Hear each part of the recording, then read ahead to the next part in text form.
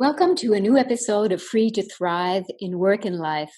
I am your host, Pascale, an international career and quality of life coach, helping clients from around the world to create fulfilling careers and lives by igniting their talents and their passions, building courage and confidence, and breaking free from the barriers that are keeping them from thriving. For those of you who don't know me, I'm originally from Ottawa and spent most of my adult years in Montreal, Canada. I've been working while traveling for the last year and in Bali for the last 5 months.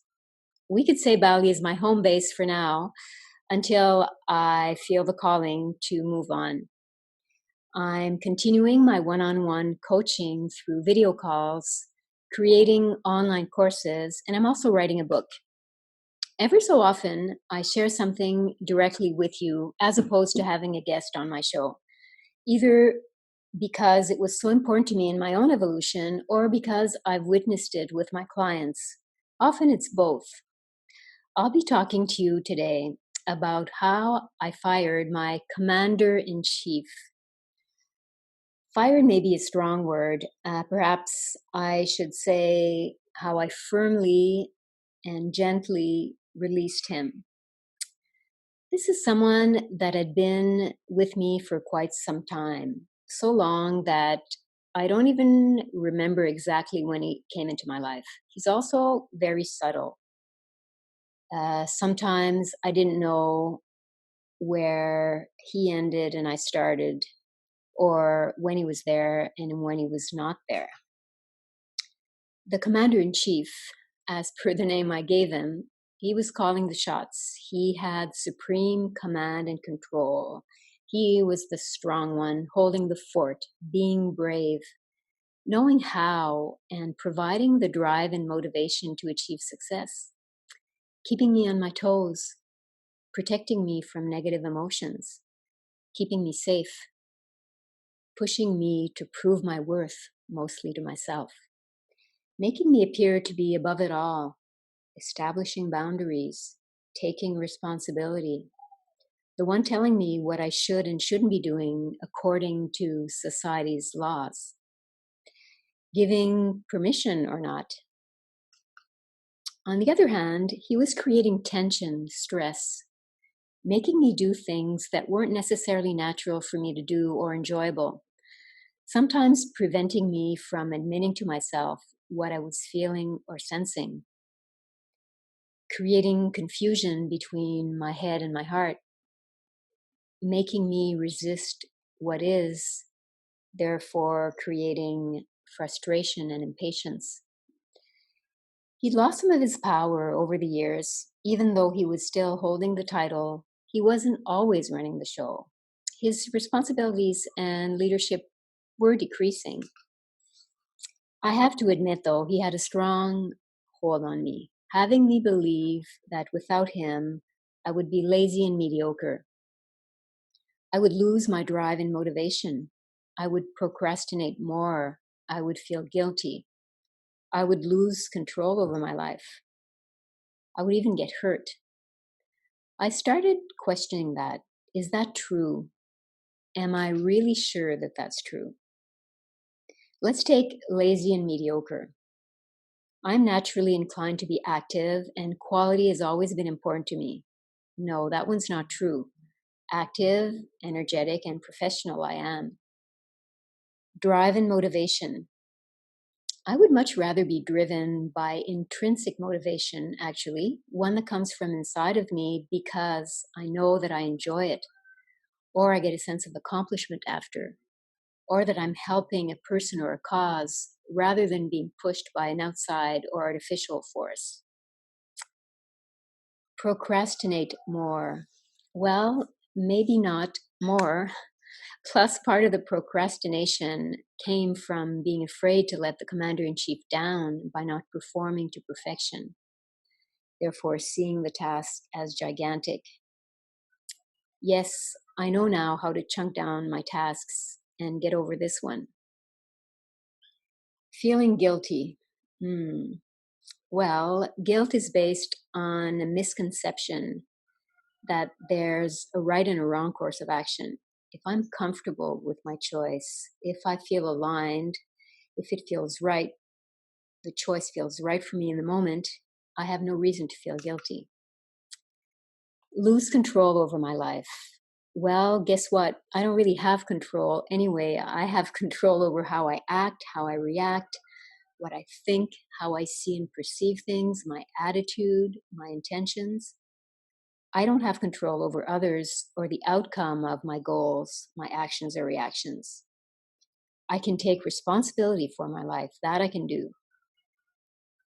Okay, let go of that one too. Getting hurt.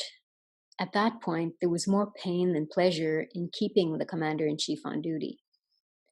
In summary, I can take responsibility for my life, be brave and strong, find intrinsic motivation, be driven by what's really important to me, set my own boundaries. I'm safe. So I got my head around the perceived benefits of the commander in chief being on duty.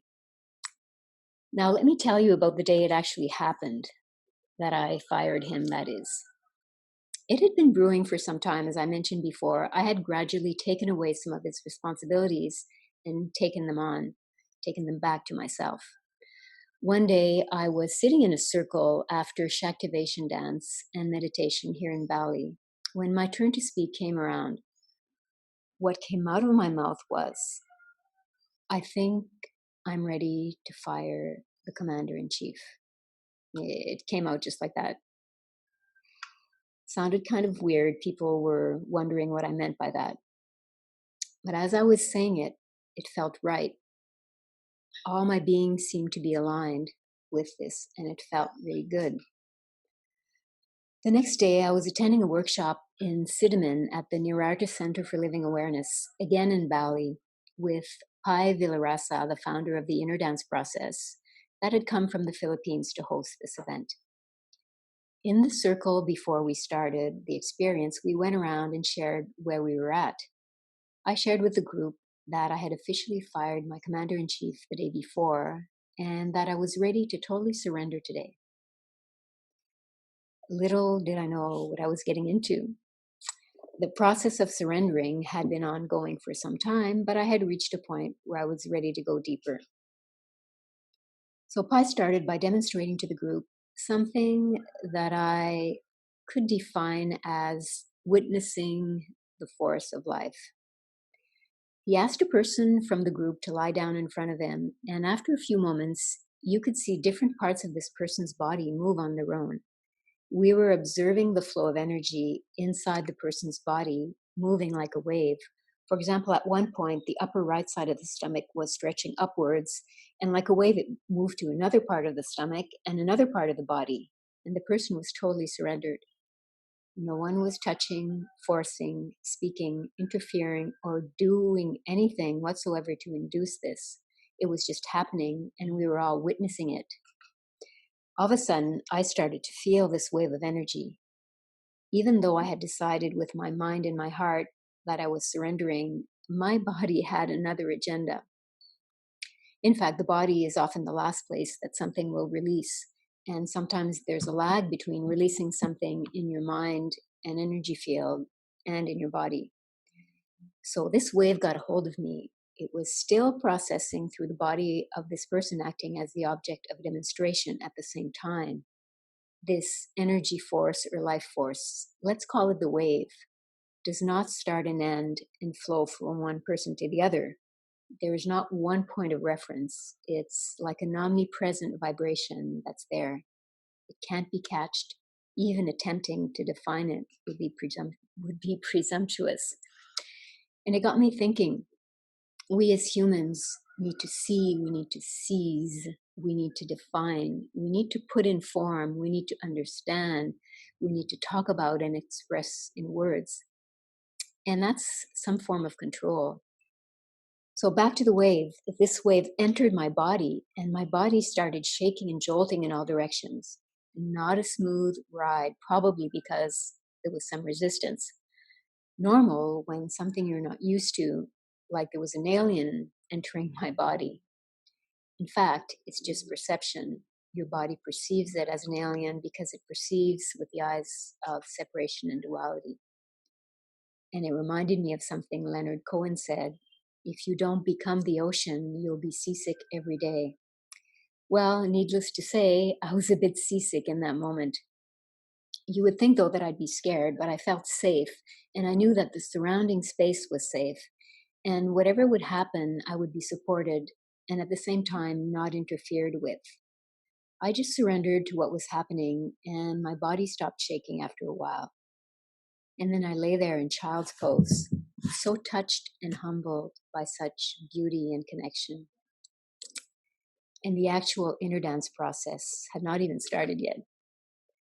Back to today, I can say that with a combination of tools and processes that brought me different insights, an evolving awareness, and a firm intention to release the commander in chief, he gradually went on his way, first from a cognitive and energetic perspective, and then exorcised from a physical perspective.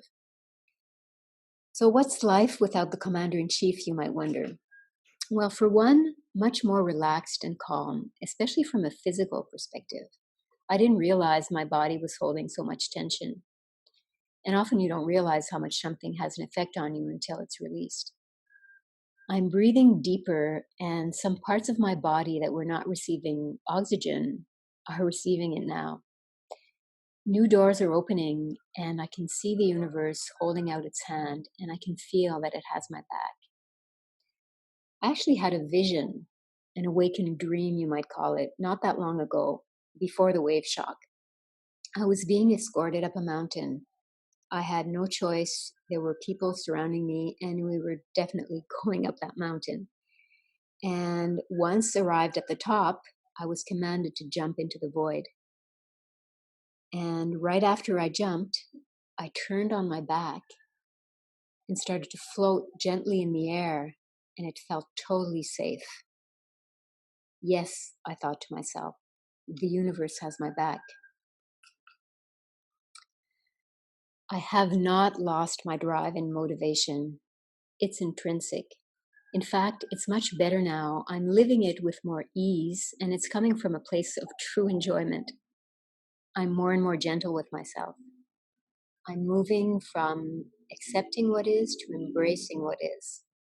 Even the not so pleasant feelings or experiences, knowing they might teach me something and are not permanent. I worry less. I'm having even more fun. I have full permission to do whatever feels good.